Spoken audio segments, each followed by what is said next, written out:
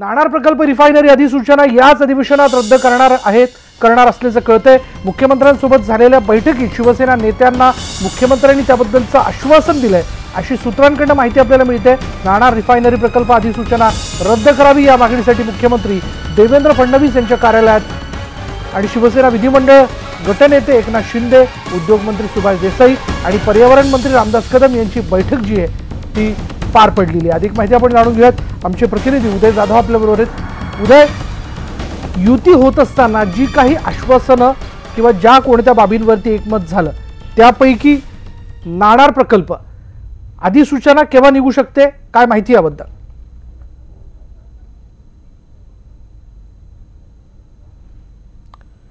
उदय, तुझ्यापर्यंत माझा आवाज पोहोचतोय? हो, येतो विशाल। उदय, नाणार प्रकल्प रद्द करण्याच्या संदर्भातली अधिसूचना केव्हा निघू शकते? मुख्यमंत्र्यांच्या कार्यालयामध्ये शिवसेना नेत्यांची महत्त्वाची बैठक झालेली आहे। नाणार प्रकल्पासंदर्भात अधिसूचना जी होती ती रद्द करण्याची मागणी करण्यात आलेली आहे। असं नाणारच्या ग्रामस्थांनी या संदर्भात कडक विरोध जो आहे तो दर्शवला होता। त्यानुसार शिवसेना पक्षप्रमुख उद्धव ठाकरे यांनी युती करताना ही प्रमुख मागणी ठेवली होती। त्यानुसार आज शिवसेनेचे नेते हे विधिमंडळ त्यावेळेला मुख्यमंत्र्यांनी त्यांना आश्वासन दिलेलं की हे जे अधिवेशन सुरू अधिवेशन बरोबर मुख्यमंत्र्यांनी आश्वासन देऊ केलेलं आहे आणि या सगळ्या पातळीवरती आता त्याबद्दलच्या घडामोडी घडताना आपल्याला दिसत आहेत। या अधिवेशनातच नाणार रिफायनरी प्रकल्प रद्द करण्यास संदर्भातली अधिसूचना जी आहे ती मांडल्या जाऊ शकते आणि मुख्यमंत्री खुद्द ती मांडतील असं देखील आपल्याला कळतंय। ब्रेकनंतर बातमी आहे शेगावमधनं। आज विदर्भाची पंढरी म्हणून ओळख असलेल्या संत श्री गजानन महाराजांचा 141वा प्रगट दिन सोहळा साजरा होतोय। गजानन महाराज संस्थांच्या वतीनं मागील आठवड्यापासून हा उत्सव साजरा करण्यात येतोय। आजच्या दिवशी राज्यभरातून गजानन महाराजांच्या भक्तांनी शेगावमध्ये उपस्थिती लावली आहे। हजारो दिंड्या पायी करत शेगावमध्ये दाखल झाल्या असून संस्थांच्या वतीनं त्यांना विविध सुविधाही पुरवल्या जातात। दुपारी श्रींच्या पालखीचा रथ, मेणा तसंच इतर भाविक गड आणि आश्वासं नगर परिक्रमा निघणार आहे।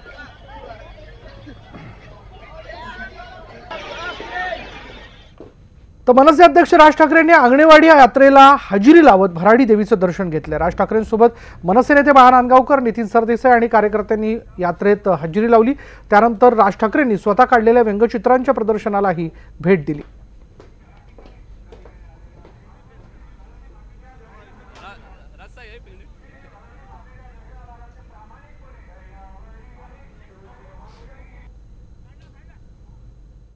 आंगणेवाडीच्या भराडी देवीच्या यात्रेला राज ठाकरे दर्शन घेऊन गेले भराडी देवीचं आणि त्याचबरोबर इथे आंगणेवाडीच्या यात्रेत पहिल्यांदाच राज ठाकरेंच्या व्यंगचित्रांचं इथे प्रदर्शन लावण्यात आलेलं आहे आणि ही सगळे फटकारे आहेत त्यांच्या कुंचल्यातून जे साकारलेले हे भाष्य आहे आजच्या सामाजिक आणि आजच्या विशेषतः राजकीय परिस्थितीवरची ही सगळी राज ठाकरे यांची व्यंगचित्र आहेत जी इथे येणाऱ्या सगळ्या लोकांना पाहायला खुली ठेवलेली आहेत आणि हे पहिल्यांदाच प्रदर्शन भरतंय। थोड्याच वेळापूर्वी राज ठाकरे यांनी या व्यंगचित्र प्रदर्शनाला स्वतः भेट दिली।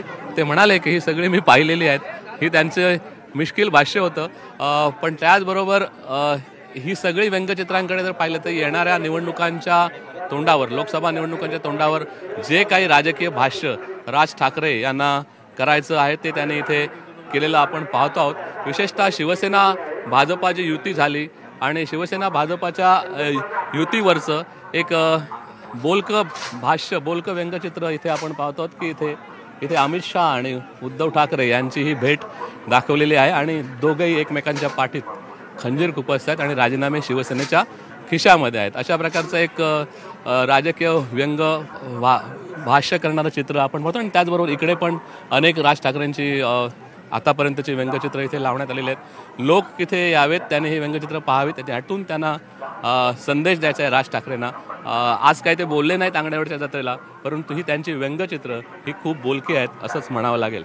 व्हिडिओ जर्नलिस्ट विजय बासुतकरसह दिनेश केळुसकर, न्यूज 18 लोकमत, आंगणेवाडी।